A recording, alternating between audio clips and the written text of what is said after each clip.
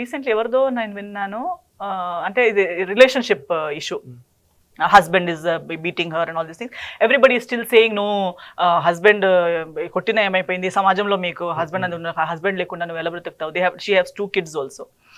పిల్లలకి నాన్న లేకపోతున్నారు. నాన్న ఉండాలని చెప్పి నువ్వు ఇంట్లో ఉంటే ఒక్కరోజు అమ్మ లేకుండా పోతుంది. ఆయన కొట్టే కొట్టులకి అమ్మ ఫోటోలో ఉండిపోతుంది, కానీ మంచి అమ్మ ఎన్ని కొట్టినా మా నాన్నతో. అప్పుడు పిల్లలు yes my mother did a good decision అంటారా? లేదు. See you know your real position. సమాజం విల్ టెల్. సమాజానికి ఎంటర్టైన్మెంట్ కావాలి కూర్చొని చూడడానికి. నువ్వు హస్బెండ్ని వదిలేసి వెళ్ళినా ఎంటర్టైన్మెంట్, ఇంట్లో కూర్చొని డైలీ నా ఈవినింగ్ మీ ఇంట్లో డ్రామా జరుగుతున్నా వాళ్ళకి ఎంటర్టైన్మెంట్. అందుకే వాళ్ళు ఉండు అంటారు, కొట్టారంట, నిన్న నైట్ కూడా కొట్టారంట, ఈ రోజు కూడా కొట్టారంట, రేపు కూడా కొడతారంట అనేది ఒక ఆనందం. వాళ్ళకు కూడా వాళ్ళ హస్బెండ్ కొడుతున్నారంటే they feel good that it's not only me. Her husband also hits, her husband also, everybody is getting beaten up, I am also getting beaten up. అదొక sadistic ఆనందం. In life also it's the same. If you are doing well in life, మీకు అందరికి ఒకే salary ఉంటే, మా అందరూ కష్టాలు పడుతుంటే they are all happy. నేను మాత్రమే కాదురా, వాడు కూడా సరిపోవట్లేదు, వీడు కూడా సరిపోవట్లేదు, అందరూ కష్టపడుతున్నాము, yes we're all losers, happy.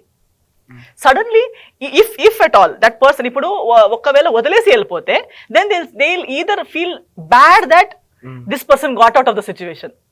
In any way, if you start earning more, or if that woman leaves the house and goes for a better life, then there are 2 things. One is they'll start condemning you. Why? Because they couldn't do what you did. They don't have the guts what you did. One is that reason. Second is that they are sad about themselves. So our dissatisfaction ni me success మీద పడేసి, మీ success కూడా మీరు enjoy చేయకుండా చూసుకుంటారు. వాళ్ళు కూడా వాళ్ళ గురించి బెటర్ ఫీల్ అవుతూ ఉంటారు, మీ గురించి బ్యాడ్ మాట్లాడుతూ.